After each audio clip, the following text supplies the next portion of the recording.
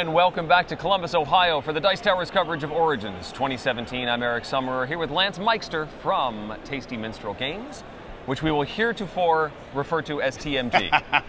Yes. We have a bunch of games to look at, but first up is Okie Dokie. Okay. Hey, Eric, how are you doing? Hey, I'm doing all right. How are you? Awesome. All right. So Okie Dokie is from Hisashi Hayashi, the same designer as Yokohama, Yes. which is also from Tasty Minstrel Games. But Okie Dokie is a cooperative game, also can be played solo. It is for 1 to 5. And the art here, I'll let you look at it too. But, that's very nice. Yes, it is. All these cute little animals are putting on a music festival is the theme of it. And I'm already excited.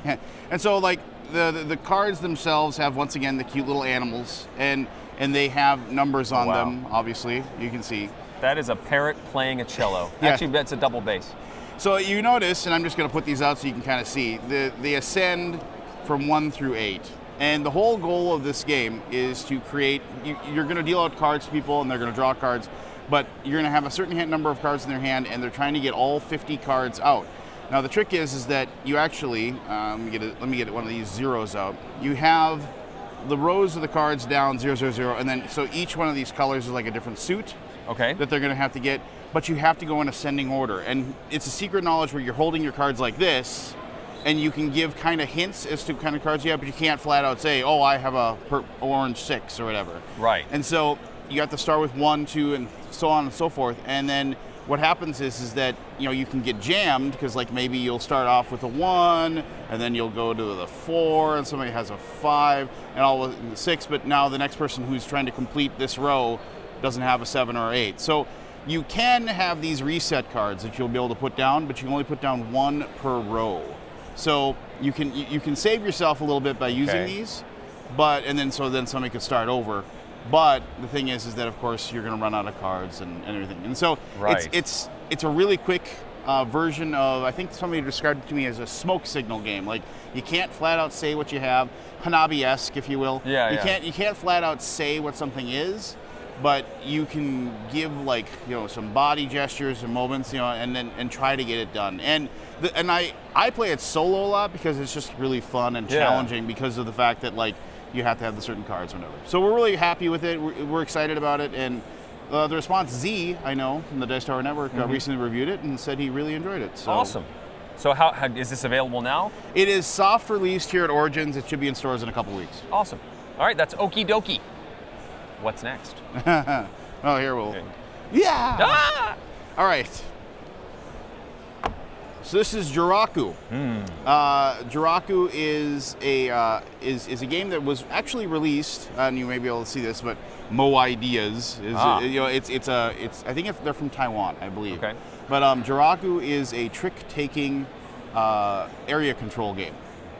All right. So Joraku was released a couple years ago. I know, like you could pick it up. You know, obviously you could import games or whatever. Right. But the premise of this is, and a lot of people actually, the box before was like this larger box. Yeah. And then we actually shortened the box down, like, so we can sell the game for a little cheaper. And there was like, well, how do you have a board? Well, actually, what we've done to have the board is, I keep thinking I'm just talking to you. You just really like to you know, show us. One. See, I confused you now. It's a puzzle, yes. No. There we go. So, all right, so there you go. So you have these different areas that are represented by the different numbers, you know, and as you play the game, let me get the cards out here. I gotta remember those. But okay, so the cards have, you know, these are the demos. Sorry, there you go. Okay, so here's the different suits. Okay. And the cards, and once again, it's just like trick taking. Everybody's played trick taking games. You know, you've gone to your lake cabin and it's raining, so you end up playing spades all afternoon instead of fishing or whatever. So. So it's like trick taking, but you do get cubes to represent you in your area that you control, and you'll notice that the different spots, it actually like changes as the game progresses, like where you are at and how many points it's worth. So here at the end, like the bottom here is worth a ton of points, whereas the top is low. And then you hear at the other end, as the game progresses, where you've placed your cubes for area control is going to change as far as what they're worth. And so you actually have to plan ahead with the cards you have in your hand to make sure that, you know, maybe like the cards you have left that you're going to win tricks with will be winning tricks in the right spot, so you'll actually get points. So depending on what cards you use to win a trick, that's where your cubes will be placed. Yes, exactly. And so you have to kind of figure out where you want to be able to place your cruiser area control. It's one of those games that like I remember I heard about it at BGG Con 2 years ago, and somebody said, "Oh, you got to check this out." It was like the bigger box. I own the bigger box one, and there's like it's trick-taking area control. I was like, what? How is that even possible? But then I played it, and I was like, this is fantastic. Right. And the cool thing about this is that if you ever do think it gets stale, we have we have all these variant cards, and you can change up different rules and whatever. So if you ever want to change things up and make it different, you just shuffle these up and bring one out. There and you say, go. We're Exactly. playing this way. We're going to play this way, so you can keep the game fresh and interesting as you play. All right. All right. So when do we see Joraku? Once again, all the stuff I'm talking about today is soft release here at Origins. Okay. But once again, you'll see it 2 to 3 weeks or so. All right. Like so I should just stop asking the question. Is what you're saying. No, but well, who knows? Yeah. Yes, it is one of those things where we were able to airship some of these in just for the convention. Yeah. We wanted to be able to show off some of our new titles. So. Ta-da! We'll just grab this, send it this way. As long as they don't go over the edge of the table. All right, next. All right, so this is Samara. This is from originally published by Quality Games, which is Kornevan. I think it's Morsel. Morsel. That's the way I would say it. So that's his kind of like in-house production company or whatever. And so Michael played this at Essen, I believe it was 2 years ago, and he loved it. And so we were able to get a hold of the rights for it. Nice. And so we were able to publish it here. Once again, it came in a larger box, but we've actually shortened the box down. Okay. We were big fans of being able to to make things like more affordable. Instead of like a $60 game, this is like a $35 game. Yeah. Make the box smaller, and it's got a lot of game in the box, and as long as you can do that. So okay, so you have. I don't know. Did you ever play this, or have you heard of it? I have not played this. Okay, all right. So, I love the designer, though. The game is like old school game. If people are watching this, or Thebes. Remember Thebes? Yeah. Okay, so Thebes, I believe, and there probably was a game before. Somebody's going to say no, it wasn't. But this is one of the first games ever that did a timing mechanism where you were like, well, I'm going to take this action, but it's going to take me 7 turns to do it. Everybody else gets to kind of take action for it. Catch up. Yeah. Kraftwagen recently did it. Lamour did something like that. Yep. And it is kind of a variant of a rondel mechanism, if you will. But what you have is all of these tiles that represent buildings and what have you that you're going to be building in the town or village of Samara. And I'm not going to put every single one down, sure. But basically this tableau here would be filled with these tiles. It's all filled at the beginning? Yeah. And so what happens is that you notice there's 1, 2, 3, 4 workers over here. And so you have several different workers, and then so depending upon what you want to build, you might have to commit a certain number of workers to do it. Also, depending upon what you're doing, your action, it's going to take a certain number of months. So as you play, maybe it's February, I have to send this worker, he's going to work till June. So and eventually you'll catch up and you'll be able to use this worker again. Now, here's the thing. Because you have multiple workers, like if you have, let me grab two of these purple dudes. So unlike other games like this where I've played where it's just like you're sitting around waiting, okay, yeah, you might commit 2 workers to July, it's in April, but you still have 2 workers, so you still have the ability to do other things as well. Now, one of the cool things is you'll notice, if I can find one, you have male and female workers. Oh. So, now, and it isn't just for, being cute. It's like you actually, to get more workers, you actually have to send, you're going to go notice the different colors. That's for one of your workers having a baby. And so you're going to be doing something like this, and you're waiting 9 months until you actually have a baby and you have another worker. So there's some thematic stuff. And you even send your workers on vacations and things like that. Oh, wow. Where they aren't really doing anything, and for extra points and so on. I really like the graphic design. I like how just bright and poppy the colors are. And once again, it's that perfect 2 to 5. Everybody's always looking for 2 to 5 players. Yeah. And so was this the original art design for the Koali release? Yes, it was. And you just sort of shrunk it down and reorganized it. Just made it, normally when we bring things over, like any games that we that we co-op with, we try to maintain a lot of the original art. Sometimes we can't, like with Colosseum, we weren't able to because we didn't own. There's no way we could get a hold of the art. We couldn't own it. But as long as we can own the art and everything like that, it's obviously efficient. Just not have to create all new art. But also we want to stay true to the original design as well. Excellent. So Samara, again, available soft release here in the next couple of weeks, everywhere else. Whew, I've got this down. Yes. One more. One more. All right, so this is Kuro. I'm sorry, this is designed by Kuro. Manifest Destiny, right here, is his design group.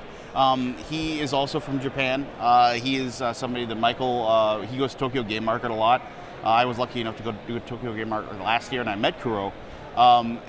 He is just a game designer in Japan, and he created Ars Alchemia, which is a game we released last year. This is another one of his games that we've released. This is a game where ancient city, the theme of it is, okay, there's an ancient city that like is kind of falling into disrepair and what have you. And all of you are architects of, like, you're trying to revitalize the city. And what the city used to use like time traveling powers to to create anything they needed out of this thing called materia. Okay? Is that how they fell into disrepair? We should probably mention this is called Lemuria. Oh, Lemuria. Yes, thank you. I apologize. You see, that's why you're the expert. That's why I'm here. Yes. Got to keep you on track. All right.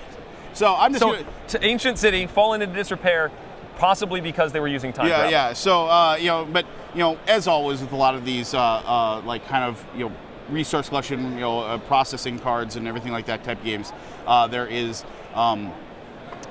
theme, whatever. But it's a cool theme, right? If you want to buy into it and go for it, you can. So you'll notice this is the Star Altar, and the Star Altar has all of these these different minerals, plants, and so forth. Okay. The different things that you can create, and this matches up like here. Nice. So as you play the game, you are going to be vying for control over the Star Altar, and you're going to have I'm not going to pull all these out right now, but you're going to have different items on the Star Altar, and you'll notice that this will point into different directions. All these different grids are fascinating. Yes. So if you have control over the Star Altar, you can control what the Star Altar is going to use the materia, the astral time travel power to create, and so then you're going to be able to make things. And I'm going to find the smaller cards. Here we go.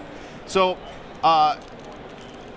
I should mention that this is for 3 to 4 players. For some reason, Kuro likes playing games. Like he most of his games, like if you play them 2, that it doesn't work really well because you need like that third, because then the 2 people are butting heads. Yeah, you need the spoiler. You need the spoiler character. Yeah. So that's why that is. But okay, so these cards have all of these, and then they will be located in these locations as the game progresses. And these cards have these different buildings that you're going to be using to revitalize this ancient city that has fallen into disrepair and what have you. And I think it's kind of neat. We decided actually to stick and actually keep the original script on there because of the fact that I think Kuro is a really big fan of anime, and he's a big fan of that. And so a lot of his art is represented by that, and the different types. Ars Alchemia by us has more of a bubblegum look to it as far as manga goes, but this is a more serious manga look to it. Sure. And I think, and we wanted to kind of maintain that representation and everything as well. And yeah, we could have, it's not going to hurt you, as far as that goes. It's like playing the game subtitled. Yeah, there you go. Exactly. I think that's actually a great, I'm going to use that. Oh, thank you. Please do. I'm totally going to steal that. Please do. But okay, so you're just going to be collecting different resources by using the Star Altar, and then you're going to be using those to build these different buildings and gain more prestige. And then after, a certain number of rounds, the game is over. Whoever did the best job at revitalizing the city then becomes the ruler of the ancient city of Lemuria, and then you are the winner. Wow. I want to know more about how this Star Altar, where you got a bunch of little tiny pieces that. Well, okay, so here are. Let me dig these out. Just because I'm sure people want to know a little bit about how this all works. So let's say I'm trying to build this Tower of Prayer. Well, okay, so this might be really, really tiny, and I can't even so you'll notice that these are the things that it needs to have. So you'll notice that you need 2 scrolls, and you need 1. I think that's a brick. And 2 stone. Okay.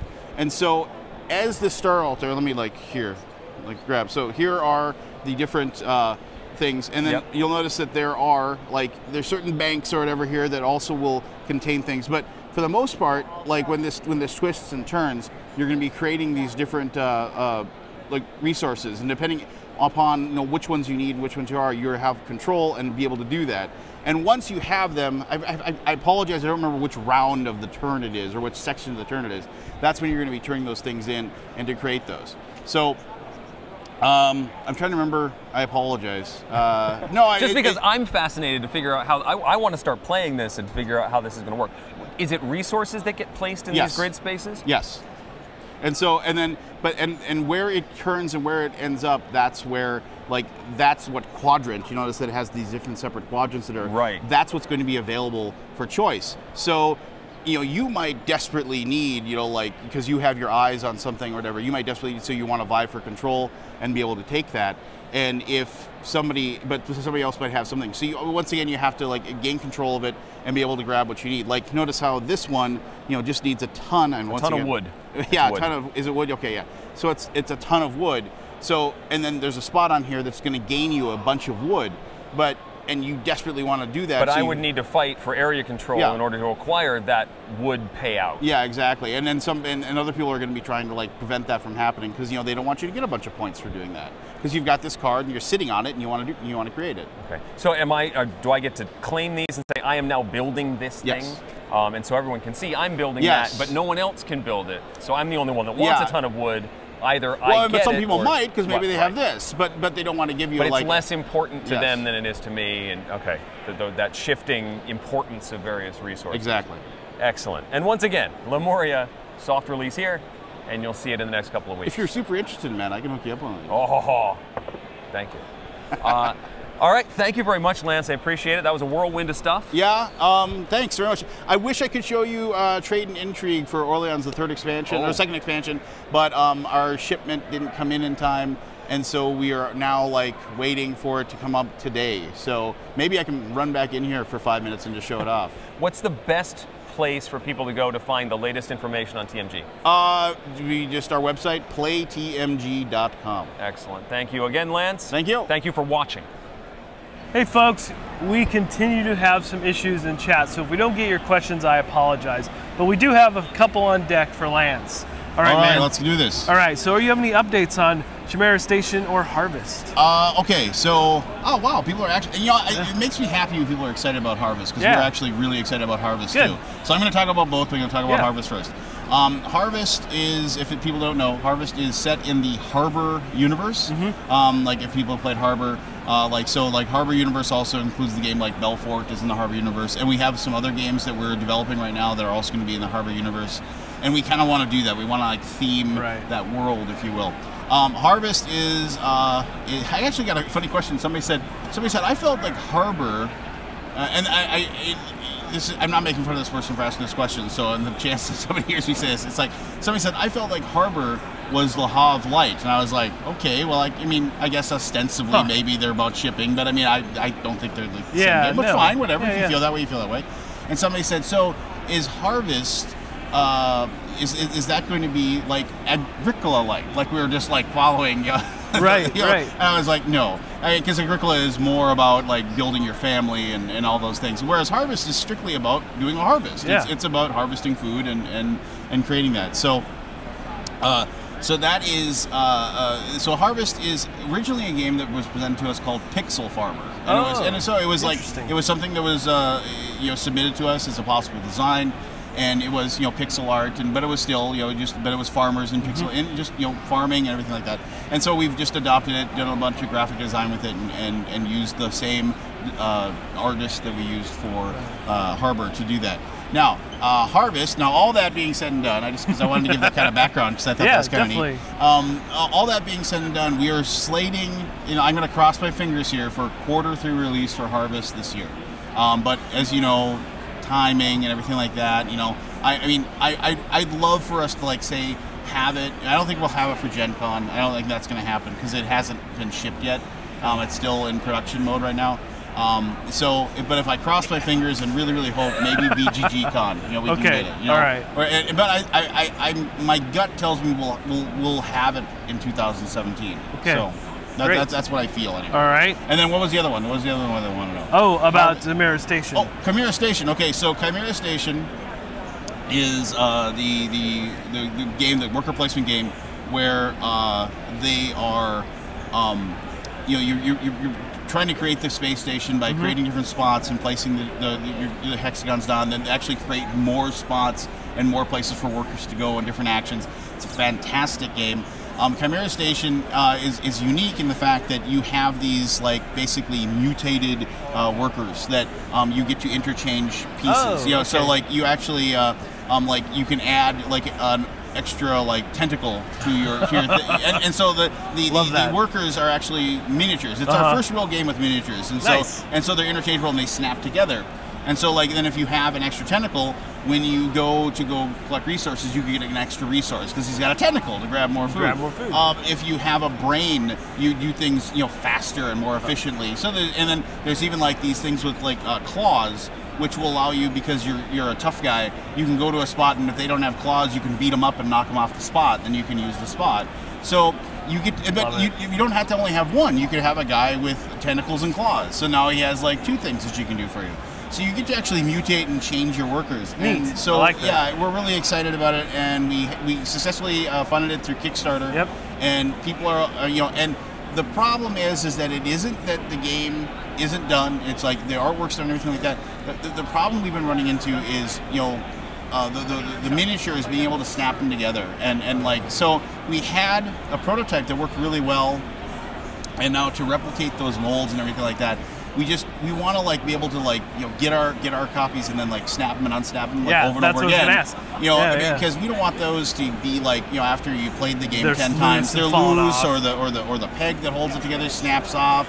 Because we don't want to give people a game that like is going to be broken. Because 1, we don't want them to be upset, and 2, it's like it would be expensive for us to have to replace it. We would want to replace it for people if they did that. So we've had some holdups with that, and I know that like our fulfillment isn't going to happen like to our backers' wishes, and that's something that we take very seriously, and we're very upset about it. But we're trying to do anything as fast as we can, but we don't want to do it at the cost of the actual gameplay experience. So absolutely. late quarter 3, early or quarter 4. I mean, I'm not going to guarantee anything, but it's coming out in 2017. Good. People are going to get it. It's going to be on stores. They're going to have their copies. That's. I mean, I think that's like one of our major concerns right now, is that we're trying to make sure that we get that done. So great. All right. Let's see. Is there a timeline for Crusaders Kickstarter? Okay, that is. I just got done running the Flow of History Kickstarter, so anybody who's listening to this who backed it, thank you very much. We're very excited about how well that did on Kickstarter. The next Kickstarter we're going to be running is Crusaders. All right. So we are in the final process of art. I have been writing and creating the Kickstarter page, and getting all the data that's necessary for that. We are like obviously we're going out there. We are getting some high quality prototypes made, so we can give those out to reviewers, and so they can get some content out there, and people can get excited about it. If you're not familiar with Crusaders, I joke with Seth Jaffe.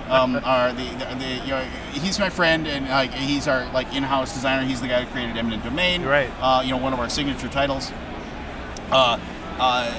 When he was creating games like Microcosm, stuff like that, he was creating these smaller boxed games, right? And I half absentmindedly mentioned to him, I was like, when are you going to actually create bigger games? It's like big, like an Eminent Domain or something big. It's just I wanna see a big game from Seth, right? Mm-hmm. And so like about a week later, he sent me he sent me the rules to Crusaders. And so I say, well, I need a co-designer credit because I actually pushed him out the door to create it. But no, Crusaders is about being in charge of a group of Templar Knights. You are trying to basically exemplify your Templar order by doing a lot of different things. But most you're building buildings to deify yourself and all. But it uses a Mancala plus a rondel mechanism. The cool thing with the rondel is that as the game progresses, you actually get to upgrade your rondel. So the places, because each person has their own personal rondel. So as you play, you get to upgrade your own personal rondel and actually make it better as you play the game. Neat. The cool thing about it is that historically, the Templar orders, were disbanded by the king because he thought they had too much political power. People were starting to believe in the Templar orders, and he was worried about them. And he actually disbanded the orders, and in some cases they were persecuted and executed. So, because he believed them to be treasonous. So the game actually ends when the Templar orders as a whole are starting to gather too much power. So it isn't one of those things where it's like, oh, it's 8 rounds and it's done. Right. There's a organic end to it that I think I always like in those games, because it kind of adds or subtracts to, like, it's like, if you're in the lead, you're trying to push it. You're trying to push that because, like, then you can claim the victory. Right. Well, everybody else is like, no, we got to slow that guy down. So Crusaders will be the next Kickstarter. Okay, great. And then I'm hoping to have the Kickstarter going here in, if not late July, early August. Okay, great. All right, then any ETA for Australian Kickstarter backers for Coliseum or Yokohama? That is I want to be able to just say you'll have it tomorrow. Yeah, I want to be able to say that. And I know a lot of people, and there's some people that have received it, some people that haven't, and that is, it is a shipping situation that, one, we do not take it lightly, and we do not take the length of time that they've had to wait. That's something that bothers us a great deal. And I know that it is coming soon. It's just, and I know they've heard that a million times. They've heard a million times, like, it's coming soon, it's coming soon. We personally feel that, like, basically the shipping partners that we picked, and we're not trying to push any blame onto anybody else. Right. It's all of us. We chose who we chose to have it done the way it was done. We made the decision when Coliseum was waiting to be shipped. It was a situation then when Yokohama was coming in a week later. It was like we had the situation wait. Trust me, if it wasn't something where, like, we could have put them together like that quickly, we wouldn't have done it. And all I can say is, without having an actual, like, a computer where I only use this right here, right? Without being able to actually look and look at the shipping partner, maybe send them an email and ask what's going on, I can't give an exact date. Okay. I know it's happening soon. Good. And in the future, right now, our shipping logistics director is looking into other options so that when we do have our shipping, that, like, with Flow History, because we got a ton of backers from New Zealand and Australia, and it was fantastic that they did that. And we're going to use a different shipping partner so we can make sure that our backers in that area will get it more expediently and in a faster time. Great. Well, that sounds good.